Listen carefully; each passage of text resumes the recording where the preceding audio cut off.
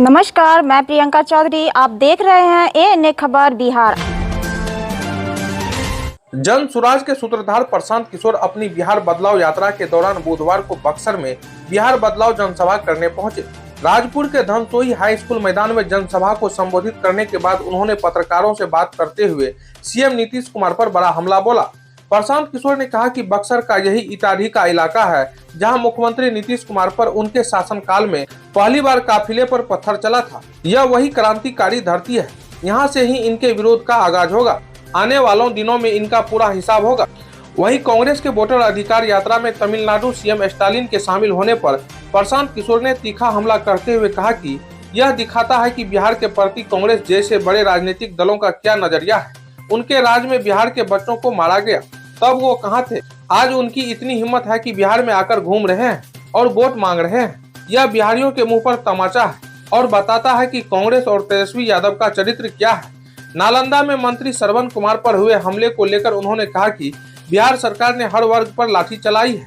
मुखिया सरपंच को पीटा, छात्रों और अभ्यर्थियों को मारा, आंगनबाड़ी सेविकाओं को पीटा। अब जनता की बारी है। जब ये नेता गांव में वोट मांगने आएंगे तब जनता इस बार पूरा हिसाब करेगी। इसकी शुरुआत हो गई है। कहा कि चुनाव का घोषणा होने दीजिए। यह सरकार में बैठे भ्रष्ट नेताओं के लिए अभी से सूचना है कि आपने 5 साल लोगों को लूटा है। बिहार के बच्चे जब अपने अधिकारों की मांग करने पटना गए, आपने उन पर लाठी चलवाई। पुलिस वालों ने जूता पहनकर पेट पर लात रखा है। अब जब आप जाएंगे तो लोग दौड़ाकर मारेंगे। वहीं प्रशांत किशोर ने बक्सर की जनता से बड़ा वादा करते हुए कहा कि इस बार अपने बच्चों के शिक्षा रोजगार के लिए वोट दे।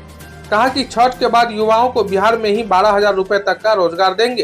भाई आप भूल गए हैं, यही बक्सर इटारी है जहां पहली बार नीतीश कुमार के काफिले पर पत्थर चला था। ये वही धरती है जहां नीतीश कुमार के काफिले पर पत्थर चला था। पहली बार नीतीश कुमार के मुख्यमंत्री के काल में जनता ने आक्रोश में उनके काफिले पे पत्थर चलाया था। तो बक्सर जो है ये क्रांतिकारियों की भोजपुर जमीन है और यहाँ से ही आगाज होगा। इन लोगों का पूरा हिसाब होगा। इनको लगता है कि बिहार का सारा आदमी बेवकूफ है। आज स्टालिन आए हैं बिहार में, इसी तमिलनाडु में बिहार के बच्चों को मारा गया। उस समय स्टालिन कहाँ थे? और आज स्टालिन आकर बिहार में घूम रहे हैं, वोट मांग रहे हैं। तो ये बिहार के लोगों के मुंह पर तमाचा है कि जो हम लोग के बच्चों को महाराष्ट्र में, तमिलनाडु में, तेलंगाना में गाली देता है, थप्पड़ मारता है, उसका हिम्मत है कि वो आकर बिहार में वोट मांग रहा है। और कहीं न कहीं ये कांग्रेस का और तेजस्वी यादव का चरित्र भी दिखाता है। भैया बिहार से बिहार के बच्चों का भविष्य तय होगा। आपको बता देते हैं कि 30-35 साल से जो भाजपा के डर से लालू और लालू के डर से भाजपा नीतीश को वोट मिलता रहा है, वो कहानी खत्म। अब बिहार के जनता के सामने सीधा विकल्प है, जन सुराज का विकल्प, अपने बच्चों के लिए पढ़ाई और शिक्षा का विकल्प। आपको मैंने आज से 6 महीना पहले से मैं कह रहा हूँ कि जिस तरीके से बिहार सरकार ने बिहार के हर वर्ग पर लाठी चलाई है, बच्चों को मारा, अभ्यर्थियों को मारा, आशा को मारा, आंगनबाड़ी वर्कर को मारा, मुखिया सरपंच को पटना में पीटा। अब जनता की बारी है। जब ये नेता गांव में आएंगे वोट मांगने तो जनता इस बार पूरा हिसाब करेगी। और इनको आपने देख लिया, शुरुआत हो गई। अभी चुनाव की घोषणा नहीं हुई है, चुनाव का घोषणा होने दीजिए।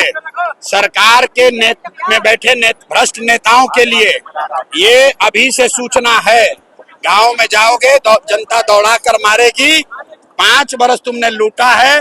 बिहार के बच्चे जब पटना गए, तुमने उन पर लाठी चलवाया। पुलिस ने जूता पहन के बच्चों के पेट पर लात रखा है। पूरी बिहार की जनता ने देखा है। जब ये वोट मांगने आएंगे तो गांव पंचायत से इनको दौड़ा कर भगाया जाएगा।